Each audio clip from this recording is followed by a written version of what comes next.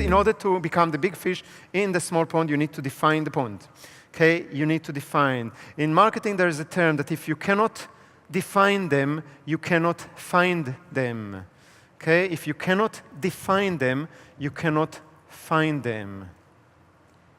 So you must find a way to define your target audience clearly, to the point, and focus only on them, at least in your marketing efforts.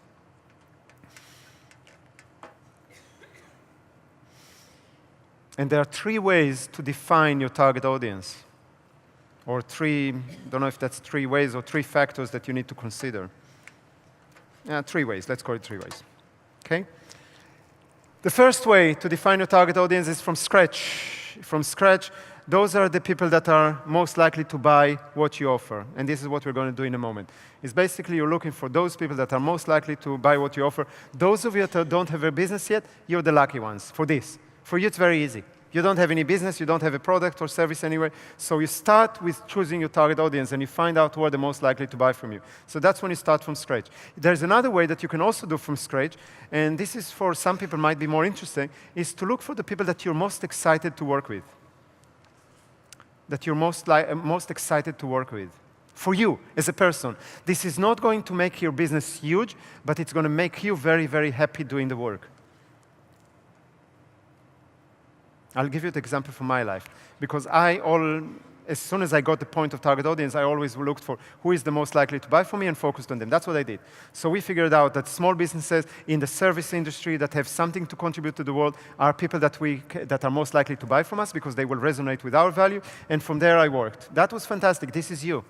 Okay? Now, when we're changing and Open Series is moving through a transformation and everything, Verd and me are looking for what can we do further. We are kind of semi-retired. We basically don't do anything. We're sitting and doing gardening in our house, which is wonderful, but we miss a little bit the working with people. So I'm choosing now to go for the second way. I'm saying I can start something new, and I'm starting 2 businesses, actually 3 businesses coming up now, and one of them will be only the people that I would love to work with. And this is actually something pretty new, and a few people were present in the transformation that happened to me a few weeks ago. We had a group of people in a mentoring group in Tenerife, and that was supposed to be the last one that I will do on that area.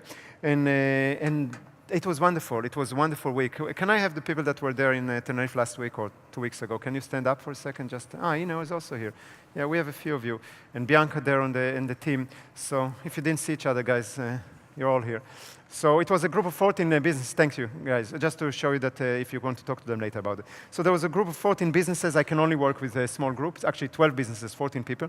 And it was more of a one-on-one work. It was a mentoring work. I worked with those people, and I got a brainwave. I just enjoyed every second of it. I did that quite a few times before, and I always was very tired after that. It was exhausting work. And this time, I was totally energetic after that. I thought I would be tired, but I was totally energetic. The transformation that those people had in their lives and in their businesses was unbelievable in 6 days. And I said, I want more of that. And I went home, and I talked to Verd and talked to another person that is going to be a partner of mine in this. And we developed a whole curriculum just for these people that wants to work with me close. So it will be the first time that I'm going to offer one-on-one stuff, consulting, which I never, ever, ever did, mentoring, stuff like that. It will be small, it won't be big, but for a few people, I'm starting a business just with the people that I want to work and connect to them on a more personal level. Does that make sense? It's not what I'm teaching you right now, but it's another way, and you can do that. I'm not planning to make it into a multi-million euro business a year, but it's a way for me to earn money and do something good and create some interest for me, which is different than I did before. But now I'm choosing who I want to work with. Is that clear?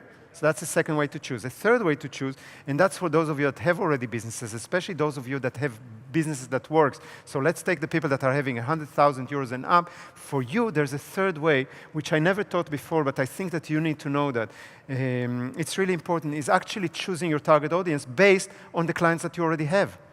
People already were attracted to you if you did the right things or not, but they were attracted to you. And you can look at those people and say, who are they? What is the common theme? What are the things that are common to all of those? And then pick up this and say, hey, that's my target audience. I have thousands and thousands of students. I can just make a little survey and find out what age you are, what type of business you have, what car do you drive, or what phone do you use. And then based on that, I can create my picture of a target audience. So those are 3 different ways to choose a target audience. Do you understand? One is from scratch when you're actually choosing for who is most likely to buy from me. The second one is, again, from scratch, is when you're actually saying, these are the people I want to work with. That's it. I just want to work with top athletes. I just want to work with top models. I just want to work with, I don't know what, whatever it is. Why? Because these are the people I want to work with. And the third one is actually looking at what you have already and work from there. In any case, you need to define the target audience very clearly in any way that you're using. And we're defining them by 3 factors. 3 factors. So we have 3 ways to choose. I would suggest for most of you to go for the most likely to buy, but you have 2 other ways if you want to choose. But the 3 factors are important to all of them. And you have for that a page in your notebook. And the first factor we're looking for, I'm making a circle of that, those are people with the right demographics. Demographics. Demographics. Okay? The right demographics. How many of you heard the term demographics? Okay, it's quite a lot. All right, so demographics are everything that every statistical fact, every fact about a target audience that you can statistically find. So for example, give me an example for demographics. Age, absolutely, age. Gender, absolutely, gender. Where do they live? What else? Guys, scream. Education level, income level. Interest, I'm not putting in demographics. It's a little bit harder. Huh? Profession, absolutely. Marital status, if they're married or not, or whatever. How many kids they have, if they have kids, etc. All those are demographics, right? So this is easy. That's for business to consumer. That's when you have people that you're selling them. But when you're selling to a company, how many of you are selling B2B, business to business? All right, that's quite a lot. So do you have demographics for companies? Yes, no? Yes, absolutely. The answer is absolutely. Give me some demographics of businesses, of companies. Size of the company, absolutely. Size can be size in a number of employees, but it can be also turnover, for example. Turnover. What else? Companies. What? Industry, absolutely. Industry. Location. Okay, location. If they are local or national or international, can be what are their legal status? Are they non-for-profit? Are they partnership? Are they limited? Are they public? Okay, this can be, if it's interesting for you. So all those are demographics for a company. So we have demographics for individuals. We have demographics for company. This is the first way to define our target audience. I don't want to work with everyone. I just want to work with women above the age or between 20 to 25. Okay? So suddenly there's not this huge amount of people, 8 billion people in the world, but there's only women, which is half of it, and between 20 to 25 or 20 to 30. So that's X amount, maybe a couple of billions or a billion or whatever it is. Okay? So that's less people. But it can be, well, there need to be around Amsterdam, so that cuts it even shorter, and maybe the level of income that they have, and if they're married or not. So all those making this pond, this niche in marketing terms, smaller. Does that make sense? Now, for many people, that makes it scary because what? But now I have less people that I can sell them. Yes, you have less people, but you have the right people. So instead of trying to sell to everyone, you're selling now to those people that are most likely to buy from you. And that's a good thing, guys. That's how we bring that. When we do that for everyone, we'll never get them. Does that make sense? Wonderful. So this is the first factor, demographics. That's the easiest one from all of them. Okay, now we have a second factor that you need to put in the equation. So the whole page is everybody. Okay, the whole page is everybody. This is the demographics that you choose for, and I'll give you the time to pick it up, okay? Now we're looking for the problem that you can actually help people with, okay? This is the problem that you're best suited to help people with. Because let's say that you're working, let's say that the demographics that you're helping is managers, top managers. Let's even call it CEOs, just for a second. CEOs of big companies. Okay, that's the demographics. Okay, how many, let's say in Holland, just for the sake of it. So CEOs of big companies in Holland. So I don't know how many big companies. Let's say that there are 500 companies. Then say that's 500 CEOs, right? Now, you can help CEOs. They have lots of problems. Okay, they have lots of problems. They have problems with their back pain because they have stress level. They have problems with leadership, maybe. They have a problem with, I don't know, change management that they might need to do in the company.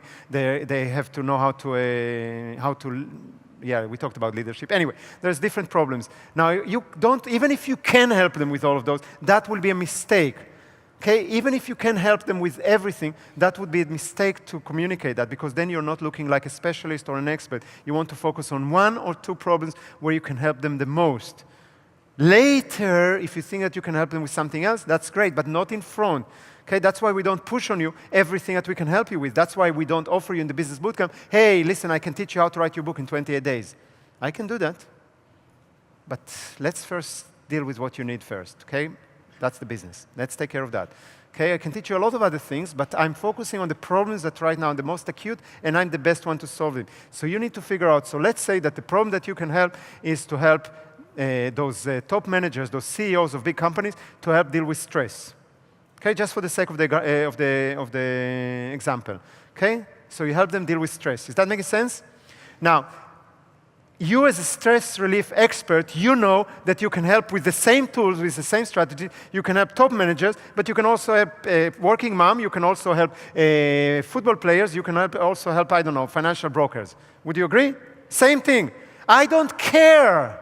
This is what you need to understand. I don't care if you can, with the same tool, you can help everyone. We're looking for the most likely to buy from you. So if you're right now an expert about stress, but your background is that you were a CEO of Motorola for 10 years, and you were dealing with stress amazingly well, and the insight of dealing with stress was so powerful for you that you decided to fuck Motorola, fuck the big business world. I'm going to help because I understand them. I'm going to help CEOs to release stress so they can be more functional, more effective, or whatever it is.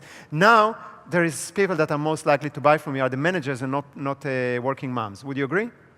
Okay, so we're picking up where we have the advantage, and of course our business will have the advantage, the demographics and the problem, and now suddenly we have a much, much smaller niche. This is your pond, or starting to be your pond. It's not over.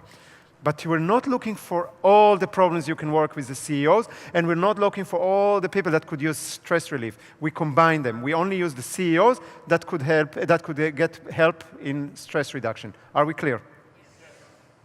Okay, 5 people understood it. How shall I explain to the rest of you? Guys, how many of you understand the point? Yes. Thank you. It's really important. If you don't participate, I don't know where you are, and I will just start repeating myself like an idiot. Okay, so if you get it, just give me a thumb up, and then we can continue. The third factor that we're looking for is what is called psychographics. In marketing, we use the term psychographic, so we're going to have here another circle, which we call psychographics. And psychographics is different than demographics. It's more about life choices that we're making. So when somebody says interests, it's here. Hobbies are here. Where do they hang out, online or offline? That will be here. What do they read? What do they listen to? What opinions they have about issues, what political opinions they have. All this comes in the psychographics. And one of the most important, and the one that I want you to write down for psychographics, is what else do they buy? What else do they buy? This is crucial for psychographics and the easiest to work with.